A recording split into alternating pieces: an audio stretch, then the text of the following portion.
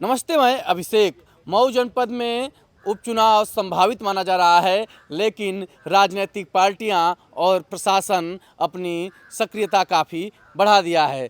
नेता दिल्ली लखनऊ चक्कर काट रहे हैं, तो जो निर्वाचन से जुड़े अधिकारी हैं वह भी काफ़ी सक्रिय हो गए हैं। वहीं आपको मैं दिखाऊं कि यह जो मेरे पीछे ईवीएम मशीन यानी कि ईवीएम वेयर हाउस में जो मशीनें रखी जाती हैं, वहां पर भी अब सक्रियता काफ़ी बढ़ गई है। आप देखेंगे तो यहां पर टेंट वगैरह लगाया जा रहा है और जो ईवीएम और वीवीपैट मशीन है उनका जो प्रथम इंजीनियरिंग लेवल का जो चेक इन होता है, जो मशीनों की जांच परख होती है, उसको अब किया जाएगा और जिसके लिए टेंट वगैरह लगाया जा रहा है। यहाँ पर जो राजनीतिक पार्टी के लोग हैं उनको भी लेटर भेज दिया गया है ताकि वो यहाँ पर जब मशीन को इंजीनियर देखेंगे तो वो यहाँ पर मौजूद रहेंगे, ताकि इलेक्शन से जुड़ी जो मशीनें हैं उनकी पारदर्शिता बनी रही।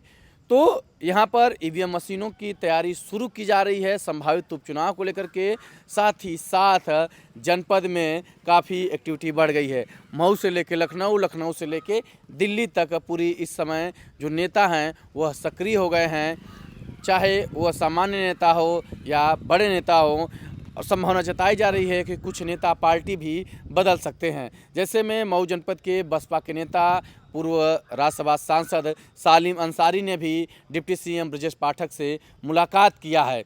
तो संभावना जताई जा रही है कि कहीं सालिम अंसारी जो है भारतीय जनता पार्टी ज्वाइन करके यहाँ के उपचुनाव में उम्मीदवार तो नहीं बन सकते हैं। वहीं संभावना यह भी जताई जा रही है कि कई अन्य जो नेता हैं वह भी फिराक में हैं भाजपा से आने के लिए या अन्य पार्टियों से। तो वहीं आपको बता दूं कि इस सीट पर ओम प्रकाश राजभर अपनी बड़े दावेदारी कर रहे हैं और ओम प्रकाश राजभर का कहना है कि जो अब्बास अंसारी हैं वो उन्हीं के पार्टी से विधायक थे, तो यह सीट ओम प्रकाश राजभर की हुई।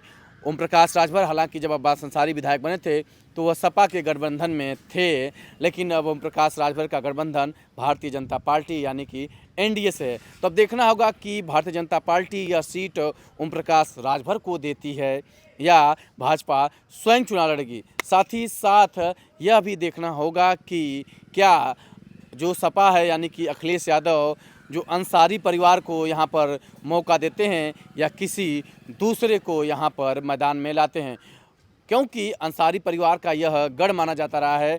1996 से अंसारी परिवार का ही यहाँ पर विधायक रहा। मुख्तार अंसारी लगातार 5 बार विधायक रहे। उनके बाद मुख्तार अंसारी के बेटे अब्बास अंसारी विधायक हुए। अब्बास अंसारी की विधायकी अभी 2 वर्ष से कुछ अधिक दिन ही चला। इसी बीच उनको सज़ा हो गई और उनकी जो विधानसभा की सदस्यता है ख़त्म हो गई। उसके बाद से यहाँ पर सीट खाली है। तो अब देखना होगा कि अंसारी परिवार से जुड़ा कोई व्यक्ति यहाँ पर चुनाव लड़ता है या यहाँ पर कोई दूसरा व्यक्ति सपा से प्रबल दावेदारी करेगा। माना जा रहा है कि इस बार जो भाजपा है वह यहाँ पर जो चुनाव जीतने का पूरा प्रयास करेगी, क्योंकि जो 1996 से यहाँ पर अंसारी परिवार का दबदबा है। भाजपा की पूरी नज़र है कि अंसारी परिवार के दबदबा को यहाँ से ख़त्म कर दे, क्योंकि मुख्तार अंसारी जो कभी माफिया रहे, बाहुबली रहे, उनकी मृत्यु हो जाने के बाद माना जा रहा है कि अंसारी परिवार की पकड़ यहाँ पर अब कमज़ोर हो गई है। लेकिन चुनाव में पता चलेगा कि अंसारी परिवार कितना मजबूत है। तो उपचुनाव की तैयारियां तेज़ हो गई हैं। उपचुनाव की घोषणाएं भी जल्द होने की संभावनाएं जताई जा रही हैं कि जल्द ही उपचुनाव की घोषणा भी हो सकती है। लेकिन साथ ही आपको बता दूं कि 21 जून को अब्बास अंसारी के मामले में मऊ कोर्ट में सुनवाई भी है। तो देखना होगा कि यहाँ पर जो मऊ कोर्ट से अब्बास अंसारी के अपील पर क्या फ़ैसला आता है। आगे हाई कोर्ट, सुप्रीम कोर्ट, तमाम जो न्यायालय हैं वहाँ अब्बास अंसारी को अपील करने के मौके हैं।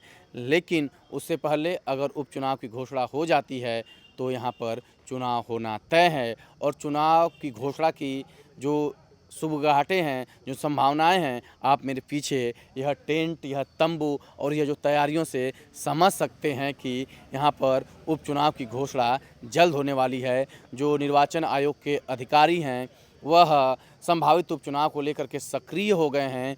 जो ईवीएम मशीनें हैं, जो वीवीपैट है, उनको लेकर के यहाँ पर जो इंजीनियरिंग की टीम है वह आएगी और राजनीतिक पार्टियों के प्रतिनिधियों के सामने यहाँ पर फर्स्ट लेवल की चेकिंग की जाएगी। तो उपचुनाव से जुड़ी खबरों के लिए आप लोग अभिषेक सिंह के साथ जुड़े रहिए। साथ ही उपचुनाव को लेकर के आप लोगों के मन में क्या कुछ चल रहा है कमेंट करके ज़रूर बताएं।